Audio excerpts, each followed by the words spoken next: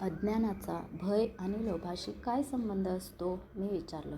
पैशांच्या अज्ञानामुळे तर भय आणि लोभ निर्माण होतात ते सांगू लागले. उदाहरणच देतो. समजा डॉक्टरला आपल्या कुटुंबासाठी जास्त पैसे हवे असतात, तेव्हा तो त्याच्या शुल्कामध्ये वाढ करतो. तसं झालं की एकूण आरोग्यसेवाच महागडी होते.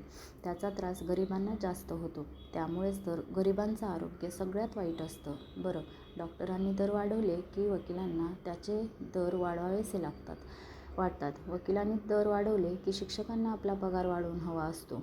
हे असे दर वाढत गेले की आपल्यावरचे कर खूप वाढतात आणि हे चक्र असंच सुरू राहतं. लवकरच श्रीमंत आणि गरीब यांच्यातील दरी खूप वाढेल. त्यामुळे गोंधळाची परिस्थिती निर्माण होईल आणि आणखी एक संस्कृतीच मोडून पडेल.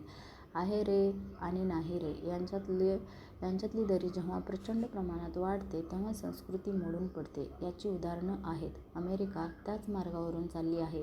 कारण इतिहासाची पुनरावृत्ती होत असते. त्याचं कारण आपण इतिहासाकडून काहीच शिकत नाही. आपण फक्त ऐतिहासिक तारखा आणि गावं लक्षात ठेवतो, धडा काहीच घेत नाही. पण काळानुसार किमती वाढणं हेही अपेक्षित असतं ना? मी विचारलं. जिथं सरकार उत्तम कारभार करत आहे अशा ठिकाणी हे अजिबात अपेक्षित नाही. उलट किमती खाली यायला हव्यात. अर्थात हे सैद्धांतिक आहे. किमती वाढण्याचं कारण अज्ञानामुळे निर्माण झालेल्या भय आणि लोभातच आहे. आपल्याला शाळेतच पैशाविषयी शिकवलं गेलं तर पैसा अधिक प्रमाणात निर्माण होईल आणि किमती कमी होतील. पण आपल्याकडे शाळा या मुलांना पैशांसाठी काम करायला शिकवतात. पैशाच्या शक्तीला आपल्या कामासाठी कसं जुंपावं हे त्या शिकवतच नाहीत. आपल्याकडे बिझनेस स्कूल आहेत ना, मग मी तिथं शिकायला जावं असं तुम्हाला का वाटत नाही? माईकनं विचारलं. हो, आपल्याकडे बिझनेस स्कूल आहेत, पण तिथं शिकलेले कर्मचारी फक्त आधुनिक कारकून असतात. कारकुनांनी व्यवसाय ताब्यात घेणं नको रे देवा.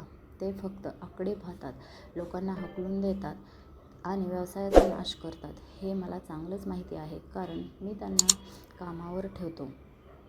त्याचं लक्ष खर्च कमी करणं आणि किमती वाढवणं यावरच असतं. त्यामुळे अडचणी वाढत जातात. बिझनेस स्कूलमध्येही शिकणं महत्त्वाचं आहे, पण त्याचं संपूर्ण चित्र समोर यायला हवं. तेच हेही होतं.